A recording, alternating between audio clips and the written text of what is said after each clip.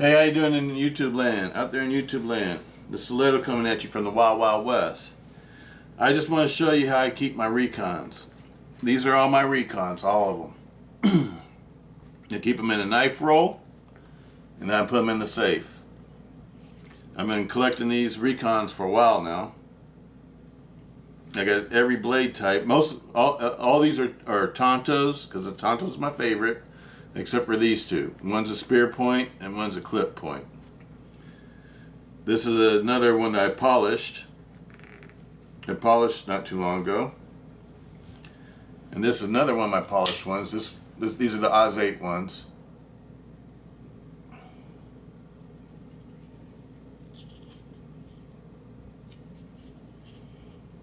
This is one I like to carry. This is my EDC drawer. This, as you notice, it doesn't have any pocket clip on it.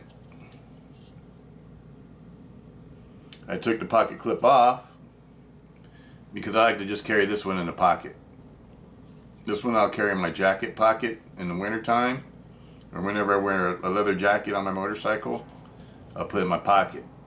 I have one in my pants and one in my pocket. A lot of times I like to carry two knives.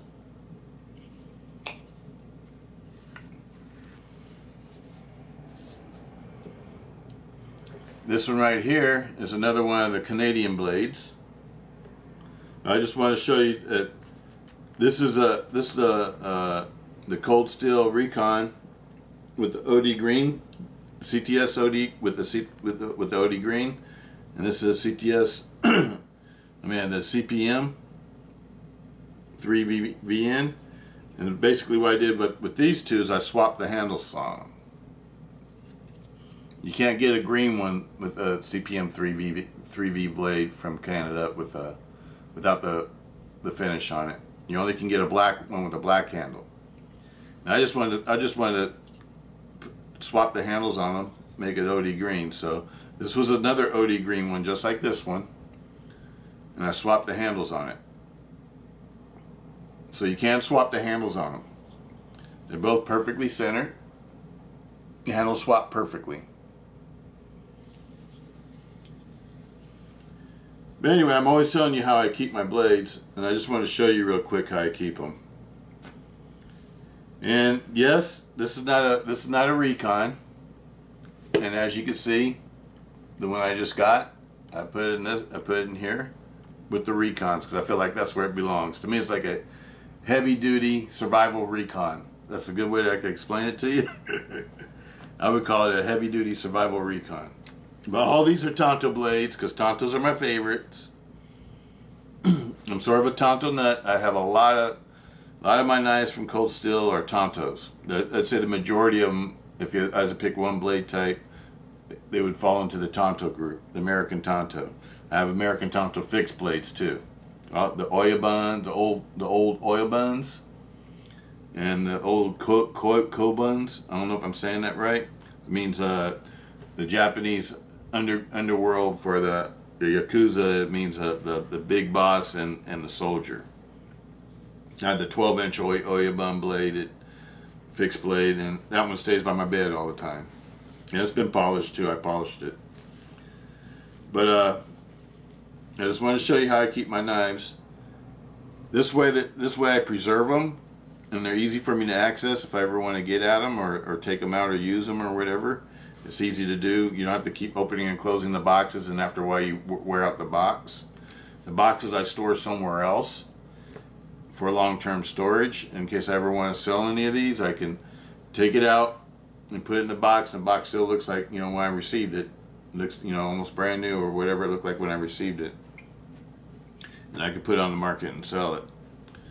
But these are my personal knives. I don't plan on ever selling any of these. I really like the Recon ones.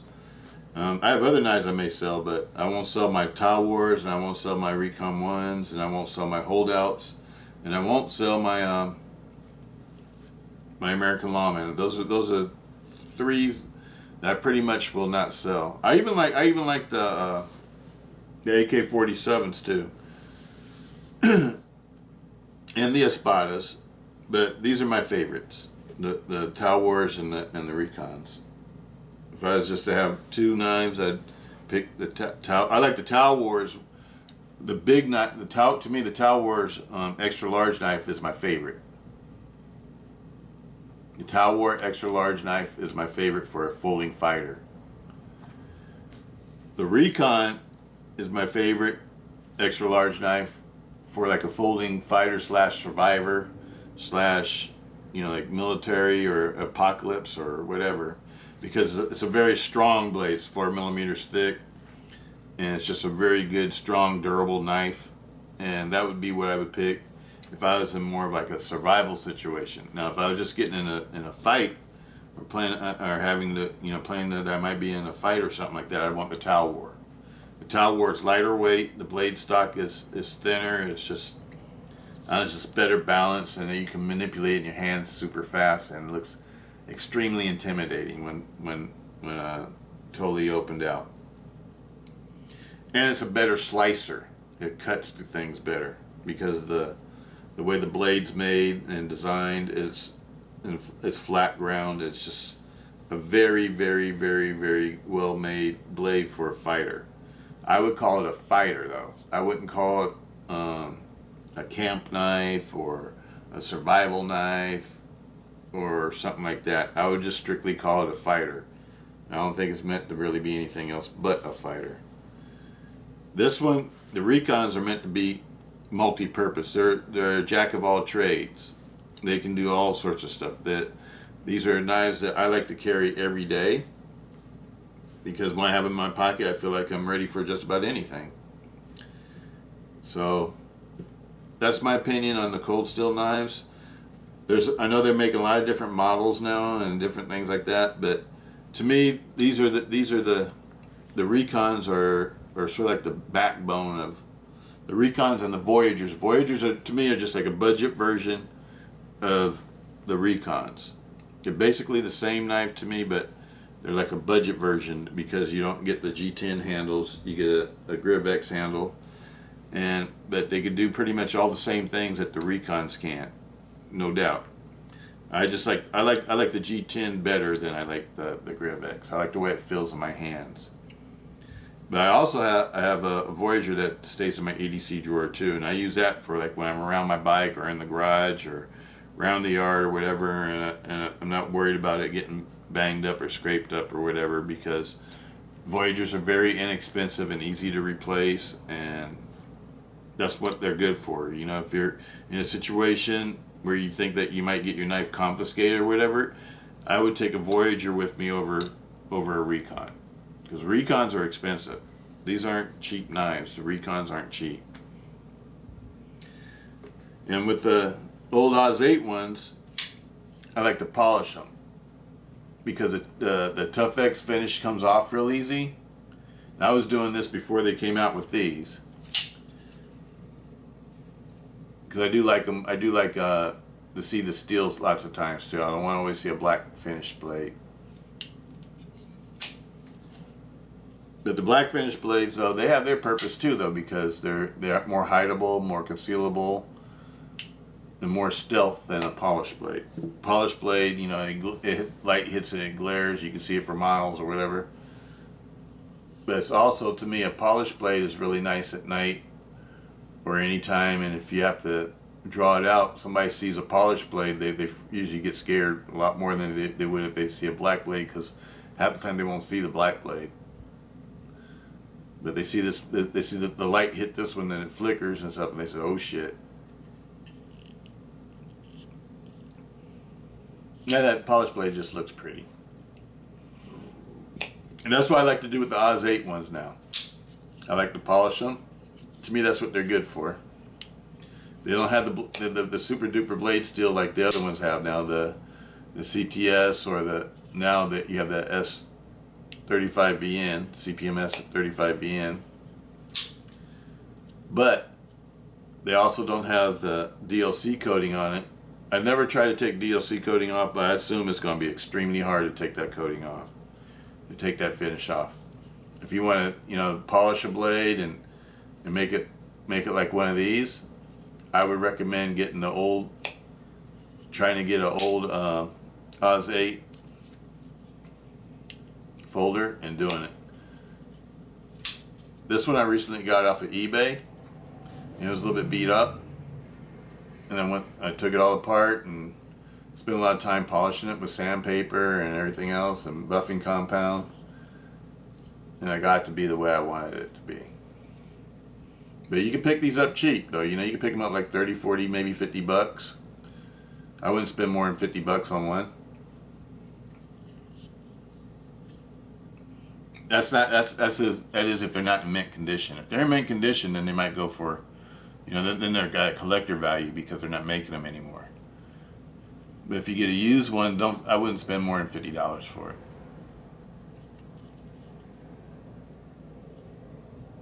And you can polish them out.